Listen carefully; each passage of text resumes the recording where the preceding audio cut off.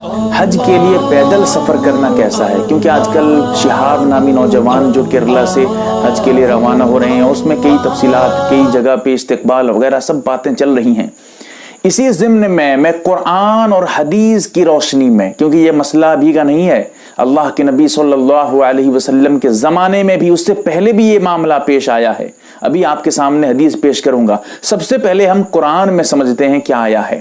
قرآن میں جب یہ آیت نازل ہوئی، من استطاع الیہ سبیلا، یہ آیت ہے جب نازل ہوئی تو اللہ کے نبی صلی اللہ علیہ وسلم سے من استطاع الیہ سبیلا کے بارے میں پوچھا گیا کہ یا رسول اللہ اس کا مطلب کیا ہے؟ یعنی قرآن یہ بیان کرتا ہے حج اس آدمی پہ فرض ہے جو راستے کی استطاعت رکھتا ہو، طاقت رکھتا ہو راستے کی۔ اور طاقت سے کیا طاقت مراد ہے؟ کئی شرطیں ہیں، ان میں سے ایک شرط یہ ہے طاقت، راستے کی طاقت۔ تو آپ علیہ الصلوۃ والسلام نے فرمایا الزاد والراحلہ، فرمایا کہ کھانے پینے کا انتظام اور راحلہ یعنی سواری کا بھی انتظام ہو، تب جا کر آدمی پہ حج فرض ہوگا۔ اسی لیے یہ سمجھ جائیے اگر کوئی سواری وغیرہ کا انتظام نہیں ہے، آپ کہیں دور دراز علاقے میں ہیں، تو آپ پہ حج فرض نہیں ہو سکتا۔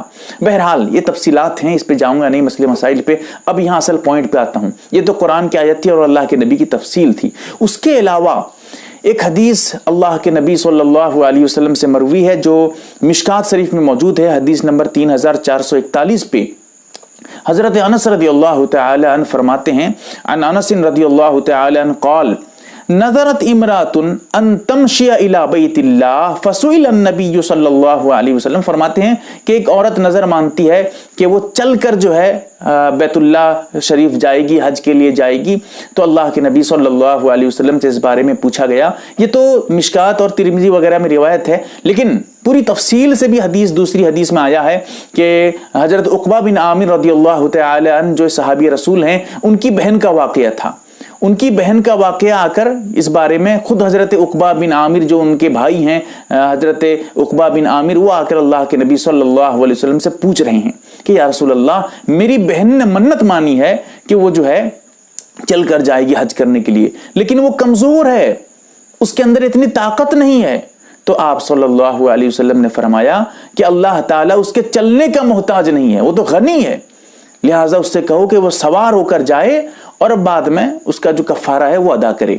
ایک حدیث یہ ہے، اس میں اللہ کے نبی صلی اللہ علیہ وسلم ناپسند فرما رہے ہیں جو ہے چل کر حج کرنے جانے کے لیے، لیکن ذہن میں یہ بٹھا لیجئے یہ حدیث کس بارے میں؟ ایک عورت کے بارے میں پوچھا جا رہا ہے، پھر وہ عورت جو راستے چل کر جانے کی اتنی طاقت نہیں ہے اس کے اندر، اس بارے میں پوچھا جا رہا ہے۔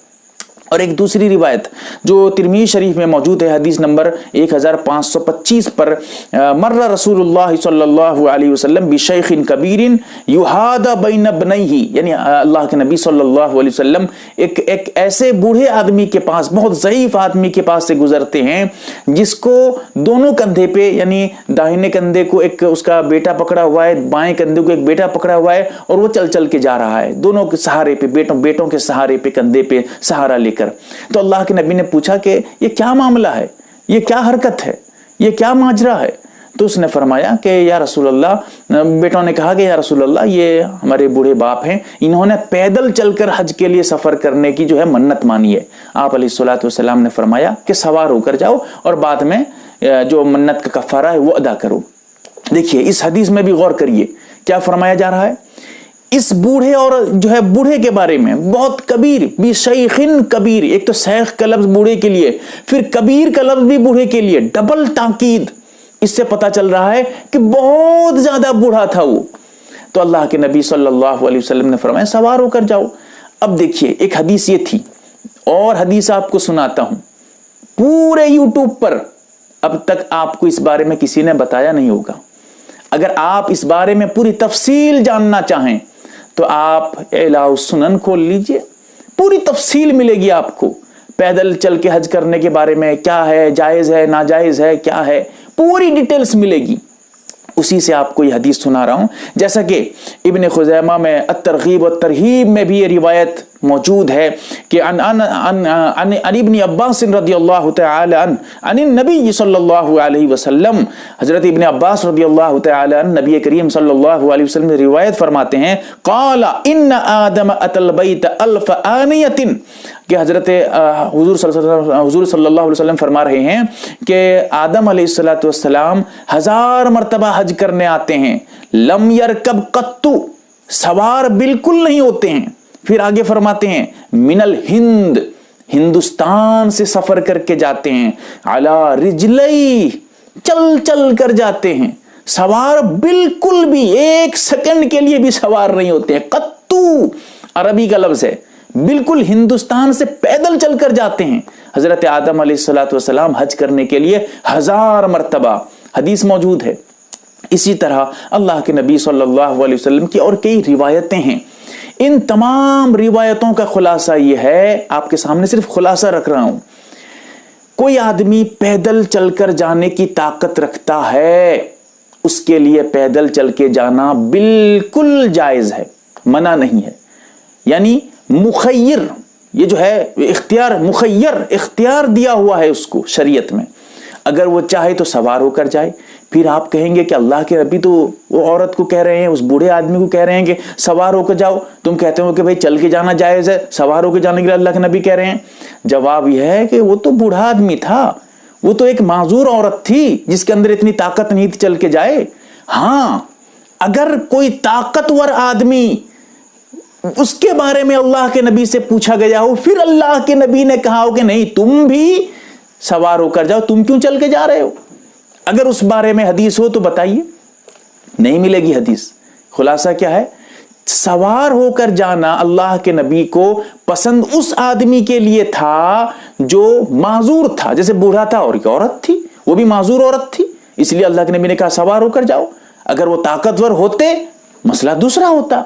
तो पता चला कि अगर ताकतवर आदमी चल कर जाए तो मकरूह नहीं है, अल्लाह के नबी को पसंद नहीं है, ऐसी बात नहीं है, क्योंकि चल के जाना तो खुद अल्लाह के नबी फरमा रहे हैं कि हजरत आदम जो है चल कर गए हैं यहां से। इसी तरह हजरत इब्न अब्बास रदियल्लाहु तआला अन्हु, हजरत अब्बास रदियल्लाहु तआला अन्हु से मरवी है कि वो पैदल चलकर जाने के हज को पसंद करते थे, और भी कई रिवायतें हैं। खुलासा सिर्फ इतना याद रखिए, अगर कोई चल के जाता है वो भी जायज, कोई सवार होकर जाता है वो भी जायज, लेकिन सबसे बड़ी चीज याद रख लीजिएगा, चाहे आप चल के जाइए चाहे आप सवार होकर जाइए, अगर ऐसी गलती करते हैं आप, ये एक गलती आपसे होती है, हज बर्बाद है आपका, हज बेकार है आपका, अकारत है, उस हज का कोई फायदा नहीं, आपको 1% फायदा नहीं मिलेगा। क्या है, अल्लाह के नबी सल्लल्लाहु अलैहि वसल्लम जब हज के लिए रवाना होते हैं, अल्लाह के नबी सल्लल्लाहु अलैहि वसल्लम ने हिजरत से पहले कई हज किए हैं, लेकिन हिजरत के बाद आप अलैहिस्सलातु वस्सलाम ने जब हज फर्ज हुआ, एक हज आपने किया, सिर्फ एक हज। उस एक हज के लिए जब अल्लाह के नबी रवाना होते हैं तो एक दुआ करते हैं, पूरी उम्मत को इस दुआ से सीखनी चाहिए। फरमाते हैं कि अल्लाहुम्मा, या अल्लाह, मेरे हज में, मैं जो हज करने जा रहा हूं, ला रिया फीहा वला समा। फरमाते हैं, ये हदीस इब्न माजा में मौजूद है, खोलकर देख लीजिए 213 सफा नंबर पे। अल्लाह के नबी दुआ कर रहे हैं कि या रसूल, या अल्लाह, मेरे हज में कोई रियाकारी न हो, कोई शोहरत न हो, कोई नामवरी न हो। याद रखिएगा हाजियों, अगर आपका हज 1% भी राई के दाने के बराबर भी उसमें रियाकारी आ गई, अगर आपके हज में एक जर्रा से भी शोहरत का शौक आ गया, बर्बाद है आपका हज, बेकार है आपका हज, कोई काम का नहीं है। इसीलिए मसला इतना याद रख लीजिए, आजकल कई बहुत सारे सवालात आए हैं मेरे पास, कई लोगों ने बयानात दिए हैं कि हज पे जाना पैदल मकरूह है, लेकिन मकरूह किसके लिए है, जो माजूर है उसके लिए मकरूह है, वरना शरीयत में इख्तियार है, जो चाहे चल के जाए, जो चाहे सवार होकर जाए, किसी को मना नहीं है, जो जिस तरह चाहे जा सकता है। लेकिन हाँ, इतना याद, बाज उलमा ने किताबों में दिखा सकता हूं आपको, बाज उलमा ने चलकर जाने को ज्यादा पसंद किया है, क्योंकि इसमें मुशक्कत ज्यादा है, और मुशक्कत जिसमें ज्यादा मेहनत लगे उसमें सवाब भी ज्यादा होता है। बहरहाल इतना याद रहे, ये जो अभी शिहाब नामी शख्स जा रहे हैं, इनको रियाकारी से और शोहरत से बचना चाहिए। लेकिन अगर आज ये अपने आप को मशहूर कराने के लिए, अगर लोगों के सामने दिखाने के लिए इस तरह मामला करते हैं, अगर जाना चाहते तो छुप कर भी जा सकते थे। एक सवाल उठता है, जाना चाहते थे तो छुप कर भी जा सकते थे, इस तरह लोगों के सामने हंगामा मचा के जाना क्या मतलब है? इसका भी जवाब दिया जा सकता है।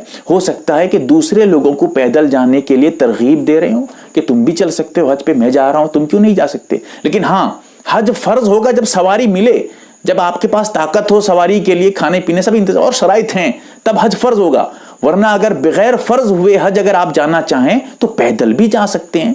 तो इसीलिए ये जो अभी साहिब जा रहे हैं, हज के लिए रवाना हुए हैं, तो इनके लिए जो है रियाकारी का अगर शुबा है तो इनको बचना चाहिए अपने आप को, क्योंकि इस तरह लोग सामने आकर ये हंगामा करना, इससे एक तरीके का दिमाग में शुबा पैदा हो सकता है और पूरा हज भी बर्बाद हो सकता है। इसीलिए ये बातें याद रहे कि रियाकारी से, शोहरत से आदमी बचे, तभी हज काबिल कबूल है, चाहे पैदल जाए चाहे सवार होकर जाए। हदीस में और भी तफसीलात हैं, मैं जानना नहीं चाहता हूं। अल्लाह ताला हमें अमल की तौफीक